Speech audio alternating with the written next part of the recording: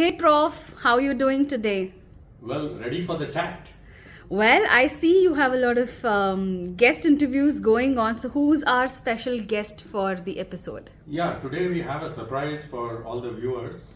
We have a first class cricketer from Hyderabad whose name is Harimohan. Hari has been the selector for Hyderabad, chairman of the selection committee actually for the Hyderabad cricket team, and we are going to converse with him about selection, obviously. So, Hari, welcome to the show. Hi, Raja. This is Chat Masala. For your information, if you haven't watched any of our earlier episodes. So, we chat on a variety of topics, and since you have a special flair for playing cricket and selecting the teams, we'll chat about that. Okay. So, my first question is something like a filmy one. Are selectors really the villains that they are made out to be, like in the movies? Yeah. So there's a lot of truth in that because selection by itself. So we only get to choose about 15 out of, let's say, 300, 400, sometimes thousands of aspirants. So everyone who does not get selected looks at us like we're the villain. Right? Even That's the majority of them. That's the majority of them. So and even the people who do get selected, sometimes they get dropped. So everybody thinks that they have it, and that we are not, Giving them a chance. We're not giving them a chance, or that we don't have the capacity to look at what they have, or we're not giving them enough chances. So we are looked at like the villains. It's a thankless job. It's like an umpire's job. So I don't think anybody's ever happy with selectors at any point of time. So what they show in the films, which are normally from the point of view of the actors, who are normally the players, Yeah. we do become the villains. Okay, so since you've been a selector for some time now, what do you think are the main challenges that a selector faces or the team of selectors face? Right. So the challenges are internal, external, both ways. Most of the time, especially let's say if you're talking about state selection or anything that's at a competitive level, the system has to be in place, in robust hands, where they are very clear that this is what we want to achieve. So typically what we want to achieve when we select a team is ideally we want the team to win. It's competitive cricket, so we want the team to win. So we try to select the team that's best able to deliver for us. So it's either the Ranji Trophy or the other. So Ranji Trophy or at any age Different level, levels. yes, at any group, we are looking at the best combination. And now this becomes the first challenge that comes is when the administration itself gets involved in trying to promote, their own people or some players that they know, which compromises the team. And that way, straight away, there's a conflict between the selectors. And in a very good setup, no administration gets involved with selection. They give a free hand. In fact, they protect us from any kind of political influence. So a lot of political influence also starts coming in when they realize that the administration is really weak. So you'll get calls from all over the place saying, okay, selector, look at this guy.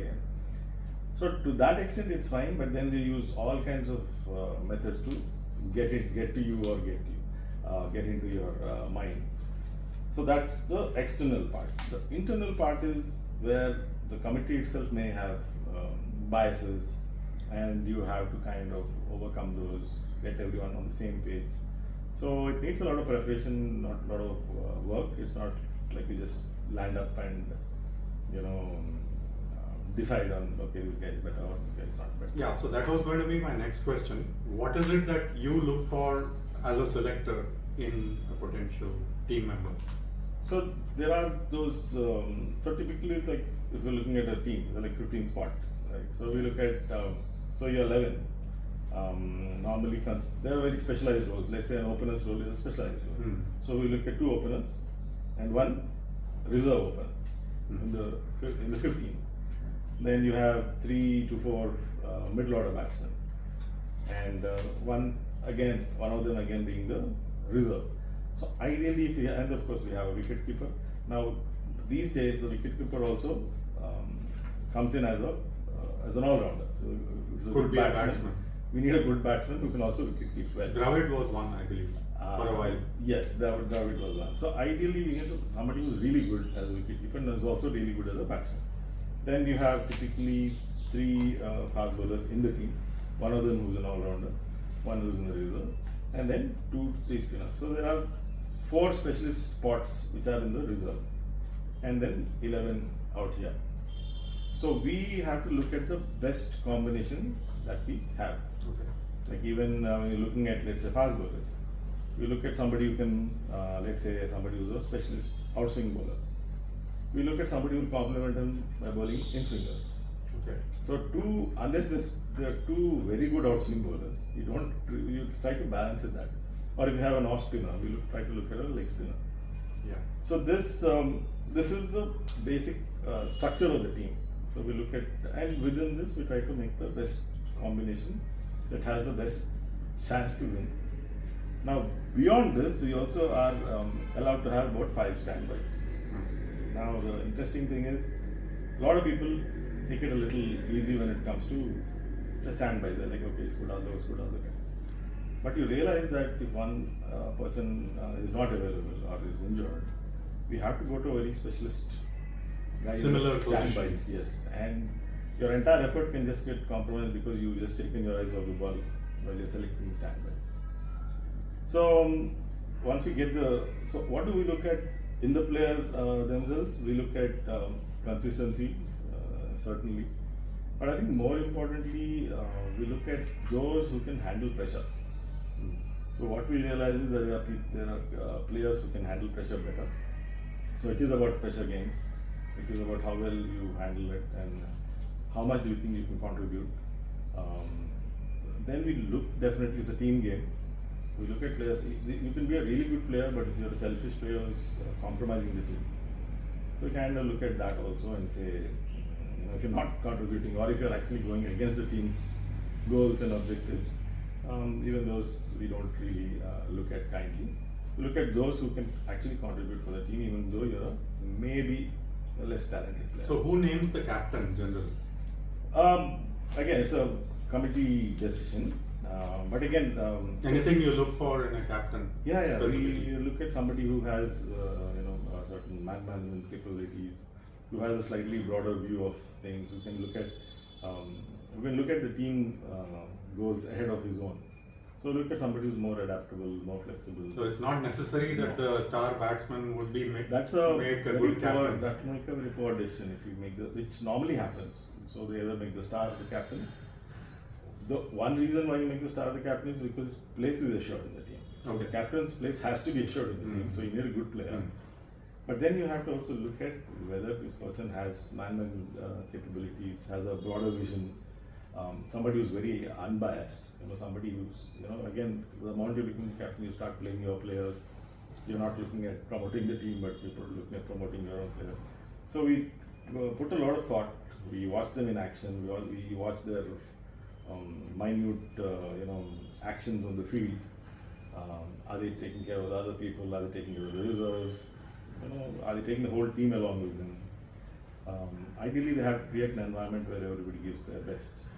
So we put a lot of thought, primarily because we believe, at least I believe, that about 50% of the result depends on choosing the right captain. So there will be discussions again in the committee, but then we have watched them for a period of time. So the lazy way is to actually make the star batsman the captain or the star the captain. Doesn't always work, as we have seen. It rarely works. In fact, if you invested a little more and put the right guy, your results would be that much more better. Okay, maybe since you have so much experience, both sides of the playing as well as the selection, let me ask you a general question which might interest our viewers. Who are 2 or 3 of your favorite players along the way, any period of time, cricketers, and why? Alright. So MS Dhoni definitely tops the list, primarily because as a captain, as a player, he's always produced results. He's been an excellent man manager, very clear about his goals. Somebody like Rahul Dravid, again, primarily because such a team man, and I think work ethic wise, he's and behavior wise, he's a role model. Then you can't again ignore somebody like Sachin Tendulkar. For the amount of process orientation, I mean, if you just study him and the way he's approached his game, very scientifically, process wise, put in the work behind it to master. So a lot of people talk about how we can't be a Sachin. Yeah. But Sachin is a product of his work and how he deconstructed his work. He's not somebody who's... Yeah, many people had the same coach as he did. Right, exactly. And they say they say, and initial records prove that maybe Kamli had as much or perhaps better flair and skill. But then in the long run, what Sachin had was that learning mindset, growth mindset, which helped him master the game and come back and teach. Any bowlers that you want to name? For us, of course, Kapil Dev was one. A giant among them. And primarily because of Indian wickets, and he came in at a time when medium paces were not, Valued much. India's, yeah, exactly. They're not our strength. But he came in at a time, carried the load for a long time, and I think he gave birth to, this whole generation of Pace bowlers. Yeah, the idea that this they can win matches. Yes. So maybe the last question: why do you think India won the 1983 World Cup? That's a good question. Actually, it's a good question because it's also related a little to selection. Because if you look at the composition of the team, there were a lot of medium paces. If you look at there's Balwinder Singh, there's Kapil Dev, of course. Then there's Madan Lal, then there's Balwinder Singh Sandhu, then there's Roger Binny. There was Sunil Walson. Was there somebody else in the team? Yeah. So let's say you have 5 medium pacers who are it's medium pacers. Now this and who can bat, like Binny can bat, Madan Lal can bat. So they went with a bunch of all-rounders. Mohinder. So you have to look at Mohinder Ramanand also. So that's 6 medium pacers who will do extremely well in conditions like England. Where the ball swings and then they can bat and then they can field. So it's actually a very forward-thinking committee who probably understood the situations well, who understood the demands of what they required in England, put together absolutely the right combination. And all of them delivered. And of course, again, if you look at it, Kapil Dev was the right leader to have.